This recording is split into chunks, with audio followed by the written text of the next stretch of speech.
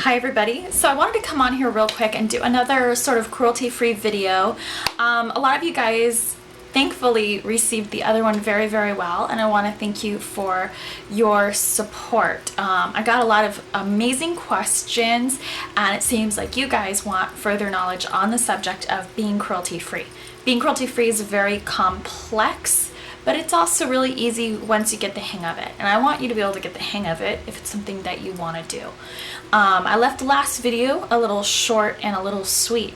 When it comes to my stance on being cruelty-free and being vegan, I do not believe in using products that are tested by a third party, a supplier, or owned by a parent company that tests on animals.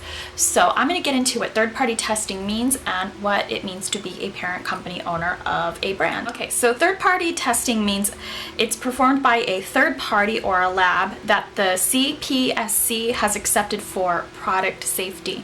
Now, the FDA does support animal testing regulations at this time, but that does not mean that it is required by law in the United States. Sometimes you'll notice in cruelty-free videos we'll use the phrase third-party testing or parent company interchangeably.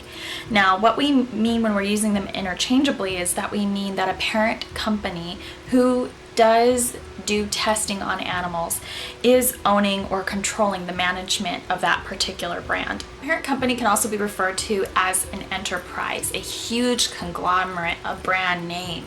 That would be anywhere from Johnson & Johnson to Estee Lauder to L'Oreal, all big, huge names and product companies that do actually test on animals.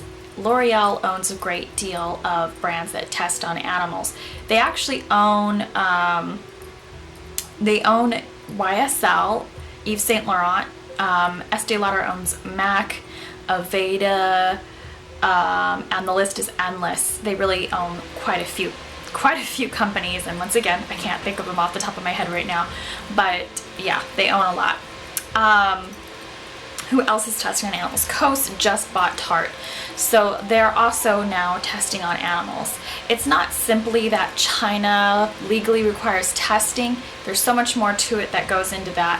When it comes to brands like, let's say, MAC or YSL, they are actually administering testing wherever they're being manufactured willingly. In order to be a parent company, a testing company, or an enterprise, you have to own more than 50% of the subsidiaries, which means you basically own quite a bit of stock in that company, and you are basically upper management. You are the king. You get to say how the product comes out and what happens to the end product. Just because the finished product is not tested on animals does not mean that the ingredients were not.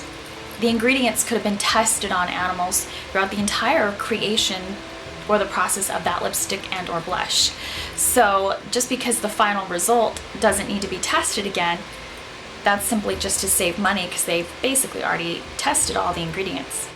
I've had a lot of people ask me over the years, if MAC actually stopped testing on animals, would you consider repurchasing? My answer is, well, obviously they'd have to be bought by an entirely different company. They'd have to be reformulated entirely because the current ingredients that they're using do require testing on animals from their big parent company, their big owner, their enterprise, which is Estee Lauder. Since Estee Lauder purchased MAC, actually more than 2 or 3 years ago even, they did completely change the way the packaging looks, the way the blushes look. Sometimes if you walk in to a little CEO, you'll notice that Estee Lauder and MAC products look quite similar down to the compact size or the blush product itself. This is because Estee Lauder is reusing some of the same formulations and the same colors throughout all of their brands. So it's not simply that,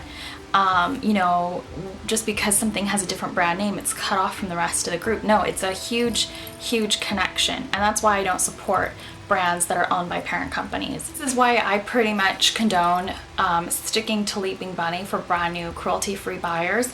It's because a lot of people don't really know that that solid list of all the companies and brands that test on animals is out there. A lot of people will continue to try to shop, mainly in the stores, and they're not exactly sure where the exception ends and the exception begins. So I always feel, if you're kind of new to this and you feel like you're like on shaky ground, where do I start? What do I buy first? And how do I avoid entirely products that test on animals? It would be to just follow your instincts. If you ever feel that you're not certain where a brand's stance on cruelty-free or animal testing is, I generally do not buy unless I hear otherwise. Sometimes I won't even purchase something for 2 to 3 years before I find out that they're cruelty-free. And for me personally, I'd much rather be safe than sorry. If somebody will not get back to me about their cruelty-free status, or I'm able to find that they are testing on animals through a parent company, then I'm more than happy to not give them my money. It's not that I'm resisting purchasing products or that I feel that I have to lay off of purchasing products. I always seem to find something I really love that I would rather spend my money on. There's much nicer brands out there that do not get the publicity that these big name brands do. And so that's just basically how I see it at the end of the day. I'm also very much uncomfortable, whether the brand is cruelty free or not, releasing a statement basically blaming somebody else for the reason to start testing. I really do understand that money talks and money is the bottom line for a lot of companies, but money is not my bottom line, so it's basically where I go when that's it for me. I mean, Urban Decay doesn't get my money. Tarte has actually been testing for over a year with Coast before they decided to come clean. It's not just been the last couple months.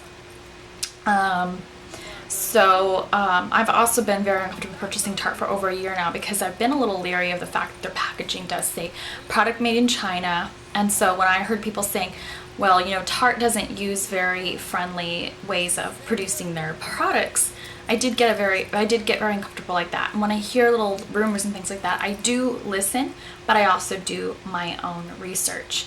You don't have to take my word on anything when I say what I want to purchase is cruelty-free or not. You guys know I'm fairly strict when it comes to which brands I want to support and don't want to support when it comes to testing, third-party testing.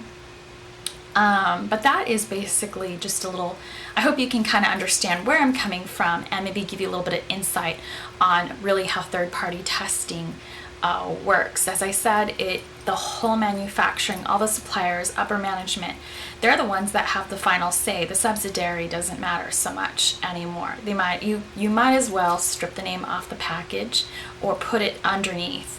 It would be like, let's say Walt Disney did a motion picture with Pixar. Who is the leading title right there? Pixar doesn't get the final say in how the production goes down. Walt Disney does. Let me know if you want me to do more of these cruelty-free style videos and share with you some knowledge and some ideas I really don't think I overthink it when it comes to what brands. I really try to remove the emotion and just really kind of find the facts, because I don't want to have to create a channel that I feel is limiting to those who aren't cruelty-free or vegan and just completely alienate all of you.